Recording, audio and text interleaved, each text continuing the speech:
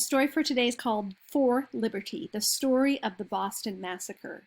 And when we're done reading the story, I'd like you to write your reflection on the 4 A's. What do you already know?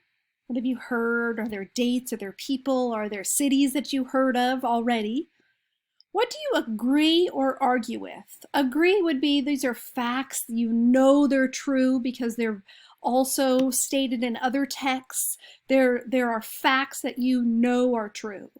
What might you argue with that the author might have an opinion he's sharing, or a event that you might argue against?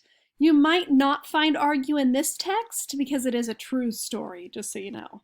And then at the end, I'd like you to ask one or more questions that you still have about the Boston Massacre. So let's read the story together.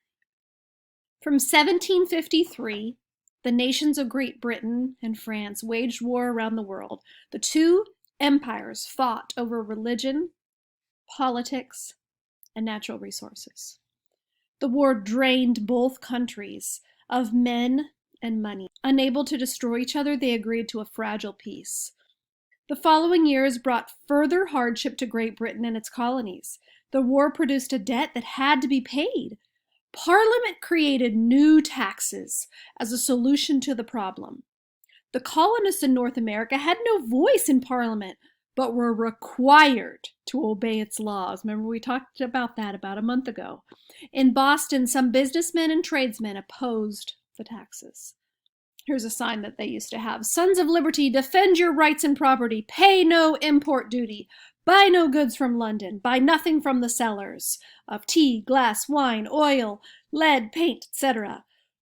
And then it has quite the picture there. Called the Sons of Liberty, they ruled the cities through boycotts and riots. Citizens loyal to the king were threatened and attacked. British troops were sent to protect lives and property.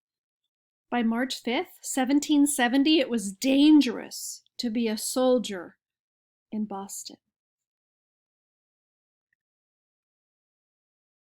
Bells pealed throughout the city, a call to fight a fire that didn't exist. As planned, the streets were full of rioters and thugs. Word could be something you'll argue against. At the custom house, Private White found himself harassed by apprentices and street toughs, mere boys. Then up from the docks came sailors and ruffians armed with clubs and cutlasses. Ooh, they were angry. The mob swelled. The reasonable men went home. The bellicose remained.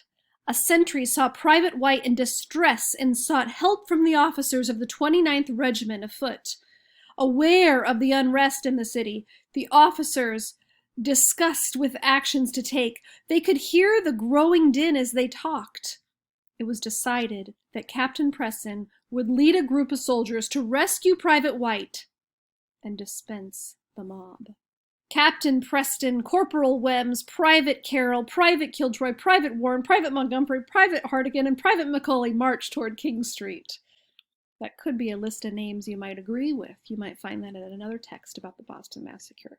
Shoving their way through the crowd, the soldiers reached Private White. He joined their ranks. Sensing the rising anger, Captain Preston tried to lead his men back to the barracks. The throng of colonists grew, as did the roar of their cries. The angry crowd would not let the soldiers through. Captain Preston ordered the soldiers to form a line near the corner of the custom house. Thus set, they could best defend the king's property and themselves. The mob insulted the soldiers and dared them to fire. They pelted the soldiers with snowballs, stones, and chunks of ice. Captain Preston stood between his men and the colonists. Surely the mob would not assault a trained soldier. Surely his men would not fire for fear of shooting their officer. Certainly a show of force would dissolve the anger. Justice of the Peace James Murray hurried to King Street. He carried a copy of the Riot Act. If he could read it to the crowd, they'd have to go home. But tough men and angry boys blocked his path and threatened him. Fearing for his life, Murray fled. Then one of the missiles hit Private Montgomery and dropped him to the ground. and fear turned to rage. The shot, in parentheses, heard around the world. So, turning, Captain Preston lost his footing. As he fell, he was struck by a club. A moment of silence descended over the street. Preston sought protection behind his soldiers.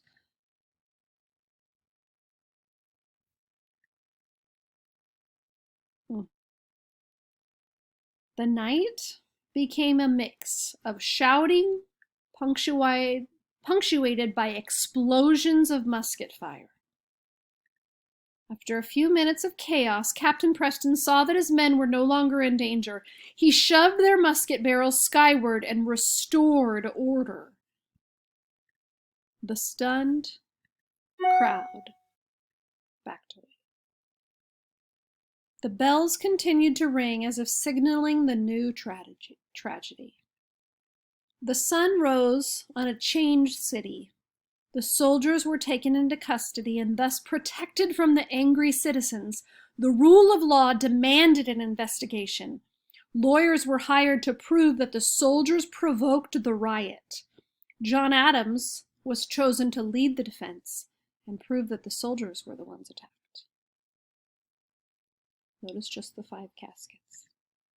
The trial of Captain Preston began in October. The story of the massacre was told before the court. Witnesses spoke of the noise and confusion, the raised muskets and hurled stones, but none could prove Captain Preston ordered his men to fire. He was found not guilty. Might be something you might argue. In November, the soldiers stood trial. John Adams spoke. Soldiers quartered in a populous town will always occasion 2 mobs where they prevent 1. They are wretched conservators of the peace. It was decided that the soldiers rightly defended their lives. Most of the soldiers were found not guilty. The 2 soldiers thought to have fired first were branded. A punishment common back then. The Boston Massacre was the first in a series of conflicts between the Sons of Liberty and the agents of the king. Expensive tea was tossed into the harbor. Gunpowder and muskets were collected and hidden in the countryside. In time, all of the American colonies would challenge the power of British rule. Eventually, there would be a war. John Adams foresaw a troubled future. The lawless mob and the presence of soldiers were signs of a defective system of government. He understood that no nation held dominion over liberty, the protection of one person from the actions of another. He knew that liberty was precious and required wise, vigilant, and reasonable citizens to protect it, even at times from the ignorance of one's own countrymen. Again, a word that might be with. So here's the last slide for you, and I'll leave these pages for you after you watch this video so you can go back and circle. So let's say something was something you already knew. So you might go back up to the page where we've read about this, where make like an arrow, let's say. So this might be something you have heard of, that this war between the Americas and England was something that drained the countries and was expensive, and you've heard of men. It injured a lot of men. So that might be something that you already knew. And with agree or argue, you're not required to do both. So once you find something you already know about the text, find a page or a sentence or a word that you might agree with, that you know is a fact that happened in history.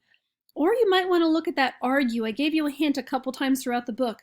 A fact or a word or a way he describes people could be something you argue with. You could say, that seems like a biased word, a word that has a lot of opinions in it. And then at the end, you can just write on this slide, what do you ask? What is still a big wondering for you? This is something we're going to continue teaching next week. So ask some good questions so we know what to cover next week. It was fun reading this story with you guys. Have a great day.